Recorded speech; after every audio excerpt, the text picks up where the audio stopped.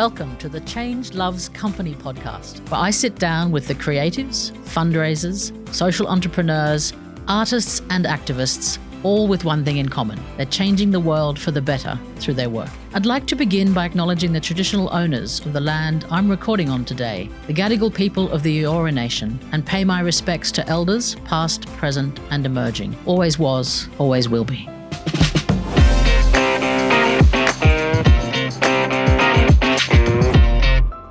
Nimmity Zappert is a globally experienced founder and sales expert with over 25 years of leadership experience across Asia, Europe, and Australia. She's led regional operations and commercial strategy across Southeast Asia, including Singapore, Malaysia, Vietnam, and many other places. And she's held senior international roles spanning the UK, Eastern Europe, the Middle East, Africa, and the Indian subcontinent. She has a really deep expertise in sales, partnerships, and team development, and has helped build and scale businesses internationally in the enterprise software sector. But today, she brings this international insight into her two ventures: Authentic Selling, where she equips early-stage founders with the skills and tools to succeed in B2B sales, and All of the Good Things, an ethical e-commerce platform which promotes sustainable consumption and fair trade. Nimmity also has her own social enterprise and ethical brand, Afrobeads, which supports a community of women in Uganda by providing access to market for their handmade goods. From 2019 to 2024,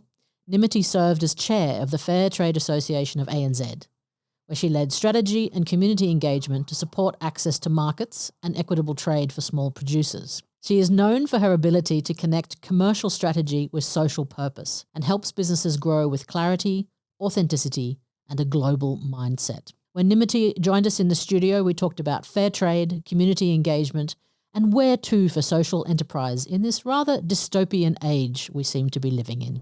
So, Nimmity, welcome to the studio. It's so nice to have you on Change Loves Company. How are you? Well, thanks, Dominique, and I'm really pleased to be here. Fantastic. So we're just going to jump straight in with the first question, which is tell me a little bit about the fair trade area, because you worked in it for a while and you're still sort of doing stuff with your own business, which we'll get to a bit later. But talk to me about, fair trade, where it's at, what are some of the challenges involved with it as well?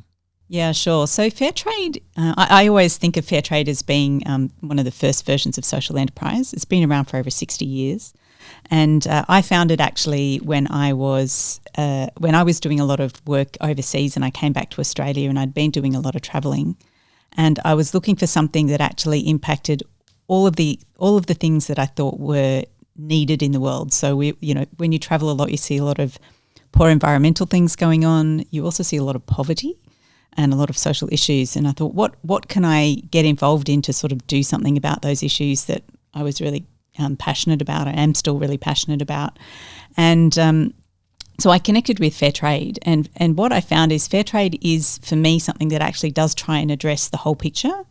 So it starts with the people and very much around addressing poverty through trade, not aid. So it's not a charity model. It's a trade model. And that's where it is very much a social enterprise model. So it works on the principle of helping disadvantaged producers to give them access to market, and then within that model ensuring that you've got fair wages, good working conditions, no discrimination. There's actually 10 principles that it's based around, but it also covers the environment. So respect for the environment is also part of that. So it ticked all my boxes, and I also love the model being about empowering the artisans, the producers, the makers that produce the things that we buy, to help them build their own enterprises. So it's not about thinking of them as someone that we need to give charity to, but actually help empower and grow. So that all sounds nice and neat and tidy and a wonderful initiative.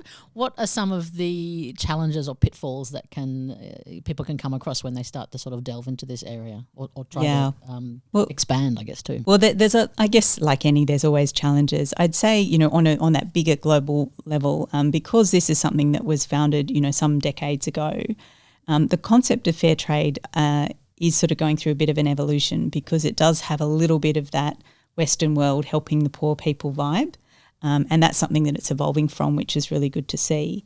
But actually what's also happened over that time is there are actually enterprises, social enterprises, fair trade enterprises that are producers and makers that have become generational So it's now the sort of second, third generation that are running those very considerable enterprises, and they're businesses in their own right. And so they're sort of now university educated people, some of them, and they're bringing their own skills and expertise into the mix, which is really great to see. So it's helping to fix some of that, but I think we've still got a ways to go in that because the fair trade model is very much about connection and working together and that sort of global picture. I'd say on a more micro level, for me, in terms of actually working within the model, the concept is that we're removing the middleman and we're working directly with the makers where possible, and we're also helping to develop them. So depending on what that thing is that we're producing, so for example, I do the paper bead jewellery in my business. I'm working with a very micro group. So working with them to scale is one of the big challenges, and also getting the quality. So that can take a lot of time and input from the people, that are trying to sell it in market to work with the groups. And so there's definitely challenges around helping them, but also keeping it a viable business. Yeah. And so how did so your current enterprise is Afro Beads, you mentioned. That's right, yes. I'm wearing some lovely earrings from the range, and you've got a necklace and a bracelet on. Yeah.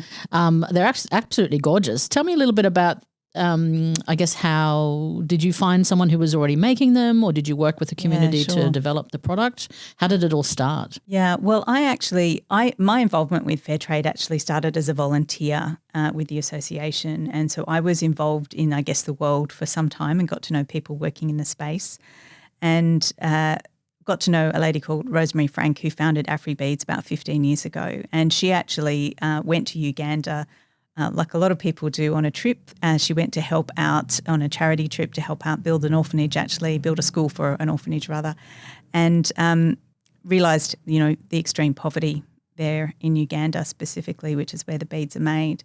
And so she looked at what models she could use to help the locals, and she found that's when she found the fair trade model, and she found an existing small group that she could start to work with and develop.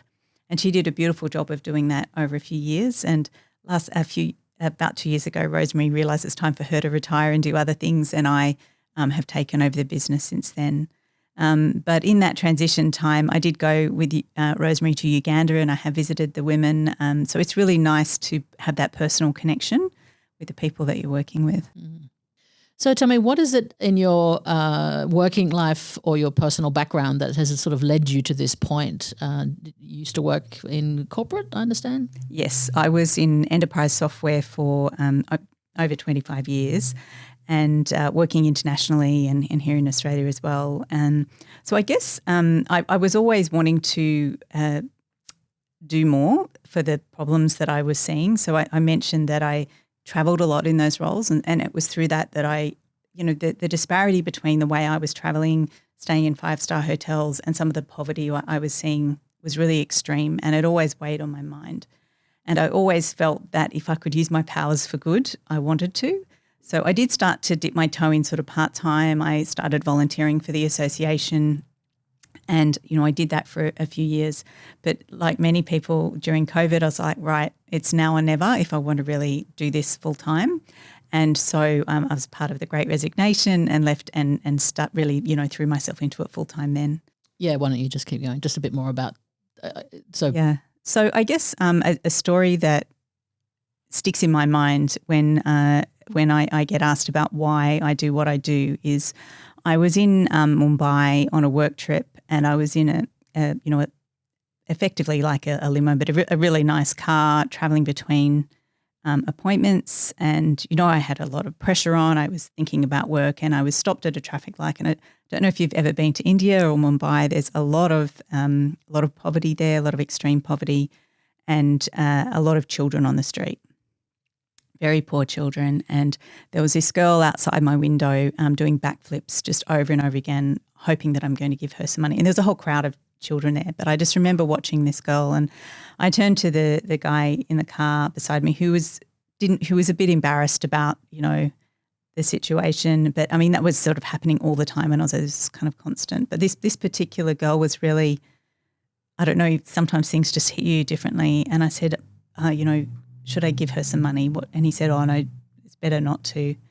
And we drove away, and it's always weighed on my mind that this girl was working so hard just to get that little bit of money, and I didn't give her any. And I thought, I have to do something. I have to do what I can to make a difference. And so I think those and other experiences like that I just felt I couldn't continue to live my life with the skills and experience that I have without doing something to try and improve the lives of the people that really needed it. So tell me, what sort of skills do you bring to the social enterprise that you run from the sort of tech background?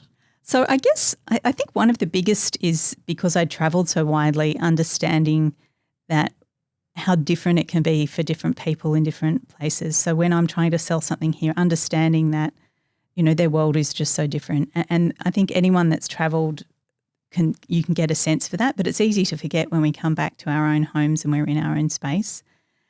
So I think that's actually one of them. And also working in international environments, realising that you can actually work internationally, so not being afraid of that. On a business level, I think it's just those basic business skills. But for me, also having a very strong sense that making money doesn't have to be a bad thing. Yeah, and that we can do this in a way that's positive, both for ourselves and for the people that we're working with, and for the people that are receiving the product that we sell. So it can be a powerful good, and I did see that in my work life at different times in different ways, and I also saw bad actors as well that were the opposite of that. So I think. Yeah, I really think in terms of what I bring, it's largely that broader experience than skills, if that makes sense. Yeah. Yeah, amazing. So that brings us rather neatly to this topic, I guess, of social enterprise more generally. Obviously, not all social enterprises work in the fair trade area. What are you seeing at the moment? I understand you work with quite a few social enterprises or people in that sort of purpose space. What are you seeing in the sector? It feels to me like it's really burgeoning at the moment. Are you finding that? Actually, yeah, which is a really great thing to see. I do think that a lot of people like me had a bit of a epiphany during COVID, and there was that whole, this feeling from people saying, right, I think people became much more aware of how they were spending their day and their time, and a lot of people were like, I actually want to spend my time better.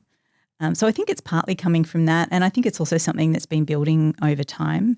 But yeah, I mean, another thing that I do is I work with early stage founders to help them know how to sell into corporate, which is what I used to do, and that is really, really rewarding because again, helping them overcome this idea that selling something is pushy or aggressive, and realizing that actually, if you want to grow your social enterprise, you need to be comfortable in having conversations with people, and the fact that, getting money is okay because that's actually what you need to grow. I also think that we're moving away from this idea of charity being the only model to help people is really powerful as well. And like I said, fair trade's been doing it for a long time, but that model's evolving, which I think is really important as well. So it's beyond just the tea and coffee. It has been for some time, but it's also, a lot of social enterprises out there are now service-based. They're doing all sorts of wonderful things, and I think it's really wonderful to see. Yeah, and of course, the connections between charity and social enterprises is not new. Obviously, Oxfam and their fair trade stores is a very good example, which, as you said, they've been doing for a very long time. But it seems like there's a level of sophistication now with some of the charities that are setting up and running social enterprises as another income source, but also as a way to help, I guess, their beneficiaries, for want of a better word. Yeah. So it's an interesting space to be in. Do you have any particular favourites? I don't know. I certainly love, I love a lot of the social enterprises that I work with that are doing things in the product space in fair trade. So I do also sell some things retail through a brand called All of the Good Things, and one of the products that I sell is a beautiful eco-friendly brushes made from plant fibre. So they're vegan, they're plant fibre, they're helping a community in Sri Lanka. So I love that brand. I also love another brand that takes reclaimed bomb fragments from Laos and melts them down and makes beautiful jewellery. And there's just so many people doing amazing things out there. There's people that bring in beautiful hand-knitted items from Peru that work with an artisan group there, all made with beautiful alpaca wool. So that's Earthica. So I think there's just some wonderful, wonderful physical product brands out there that sometimes we don't think of when we think of social enterprise actually, or people in the social enterprise space often think more of service-based, maybe people helping with employment, which is all really great. But I do love the physical product stuff, the tangible stuff. Yeah, it's a pretty diverse sector these days, isn't it? There's lots of different things happening, lots of different ways to slice and dice it. There we are. So you and I are both part of a network called Impact Collab. Yeah. How do you find that piece of, networking with other sort of, I guess, like-minded people, people in that space as a way to, survive the cut and thrust? I find it absolutely crucial. And I was one of the founding members of Impact Collab actually.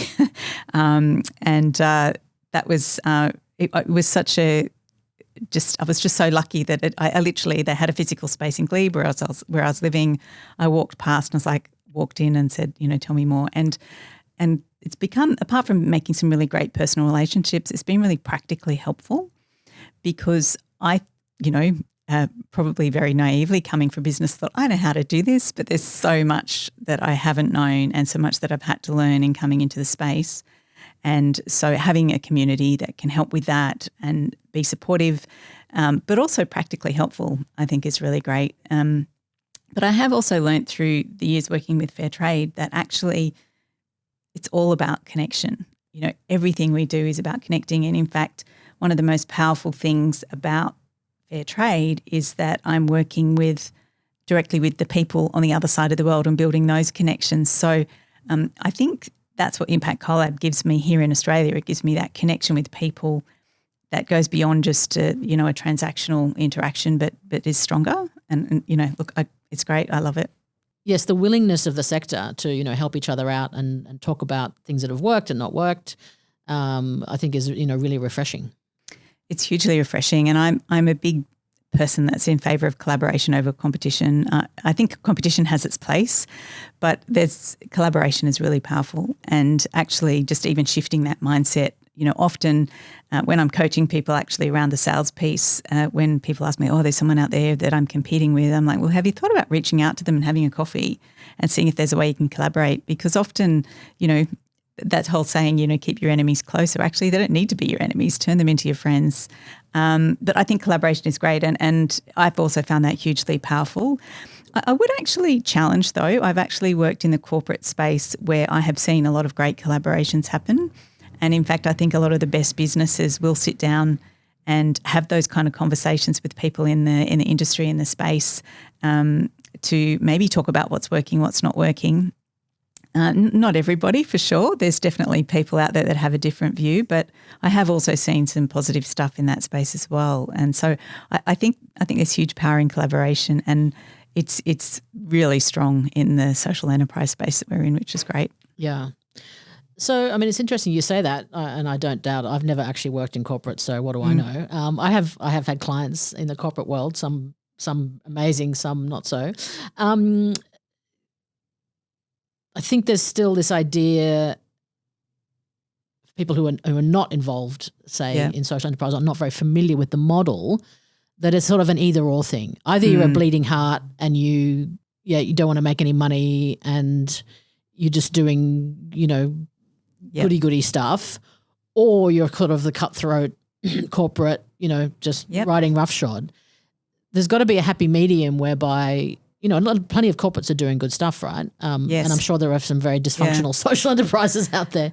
Yeah. But where do you see the kind of the future, I guess, of the model in terms of, can every business embrace the ethos of social enterprise without necessarily, taking it to the nth degree? Yeah, I do actually, and I think that's where it's more powerful than a traditional charity model, because every business can be a power for good. And whether they make everything they do, focused on social outcomes, that might not make them a full social enterprise, but certainly every business can be a power for good.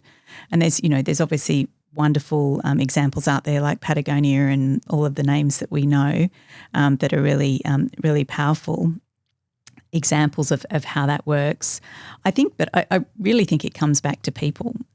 Businesses are made up of people, and there's people in every organisation that want to do good. And it's really just giving them, I think, the leadership, giving them the space and the ability to maybe try and do some of those things that they want to do. A lot of the positive changes that I have heard about, for example, in the sustainability space that are coming out of the larger corporates have come from staff-driven programs. And so I think that's a really powerful thing. And especially in this, world of AI where everything's getting automated, I think the power of us as individuals, as humans, to stay connected and to be able to use that humanity to see the bigger picture is what it's all about. I feel like we're in a really interesting time at the moment. Almost like when you work in the purpose space, you tend to be surrounded by people who are, more or less like-minded, similar sorts of goals, similar ethos. Yes, trying to be authentic, trying to do good as much as they can, etc. And then you kind of look over the fence and just think, wow, who are the people who just haven't quite got the memo yet?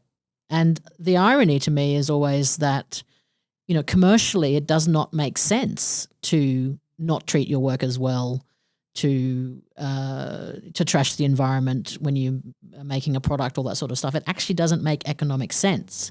And yet it seems like that is still, for some people, very much business as usual. Yeah, look, I think, I guess I've been talking about the positive side. There's a lot of not great things happening. One of the things that fair trade is quite closely linked to is, trying to work against human slavery, for example. And there's some really bad players out there that I wouldn't say are corporates, so just, they're actually organised crime in that space, which is just, the complete opposite end of things, terrible things going on in that space globally at the moment that seems to be getting worse, not better. And that's a really hard thing. But I guess, when I look over the fence and what I always also see are people trying to do something about those things. And so I feel the way that I keep my hope and I keep inspired is by connecting with those people who are trying to do something and also trying to do what little I can in my life on a daily basis. When I was just working a job that wasn't in an evil business, it was just a business, but it wasn't necessarily actively working for good. I always had this sort of niggling feeling that kind of like you're saying, you look over the fence and you see these bad things happening. What am I actually doing about it? I can't look at that and be critical if I'm not doing something. So I think, there's always this sort of yin and yang of it, I guess. I do think that the way that we consume our information and all of that sort of stuff means that we can be flooded with things that can bring us down, and it's important to give space for the light in that. So, I do limit the amount of news I read. I limit all of that stuff so that, or listen to or watch, I still stay connected so I know what's going on. But otherwise it can feel overwhelming that there's a lot of bad stuff going on out there. And there is a lot of bad stuff, but there's also a lot of good. There is indeed, yes.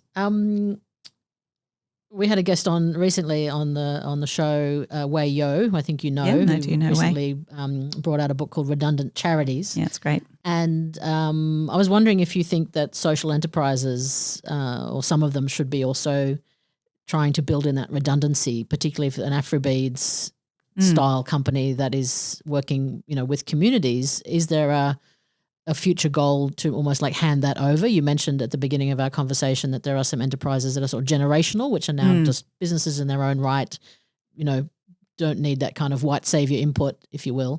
Yeah. Is that where you think that's a definite they goal. should be headed? Yeah. I mean, that's absolutely, I absolutely believe that should be the outcome. And certainly to clarify in terms of the way that the model works, so there's an Afrobeads enterprise in Uganda. They're their own entity, And the goal is that to help them become self-sufficient. Now, we're not there yet. It's a very micro group, and when I don't place orders with them at the moment, there's a gap, and that's what we want to get beyond. In my specific circumstances, it's really challenging because the group that I'm working with, the women aren't literate. They're only barely numerate. It's a very, poor country, and there's a lot of work to do there. In other countries that have been at it a bit longer, there's a bit more infrastructure in place, and so some of these micro businesses can connect up with larger organisations that support them. But in terms of redundancy, absolutely, I believe the goal should be to empower them as their own business people to build and grow. I think to do that, I would need to spend more time in Uganda working with them directly, and that is something that I'd love to do, over the next few years if I can. But yeah, I absolutely think that should be the goal, and it's why I like the model, because you can actually grow the impact you can have if you can help them grow their enterprise. And for me, it really does come down to, if somebody doesn't have an income and they can't feed their family, they're not going to care about the environment. They're not going to care about good working conditions. They're not going to care about any of those other things. So you have to start with the most basic thing. Having a basic income is where you start, and then you can build on that. And so if you can help them build an enterprise, which is giving that basic income to them and then maybe growing that, that's really, really impactful. And so, yes, absolutely, that's the end game. The end game isn't for me to grow my enterprise here from giving them. It's for me to be able to be them to be a supplier of a business and potentially other businesses as well. So, final question from me. If I came to you and said, Nimmity, I'd love to start a social enterprise, what would you say to me? Where should I start? Connect up with people is the first thing I would say. Talk to people and find some buddies to hang out with in the space. But I'd also say, go for it, because I think it is tough. Like I said, there's so much more that I didn't know that I'm still learning. But the rewards are huge, and if we all do our bit, then it's just so rewarding. When I received a box of stuff from Uganda yesterday, and I've got the name of each person that made each item, and I know that I've helped those women directly. That's a really great feeling. So nothing really beats that when you're actually having an impact.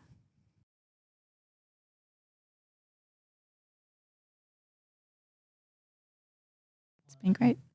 Thanks.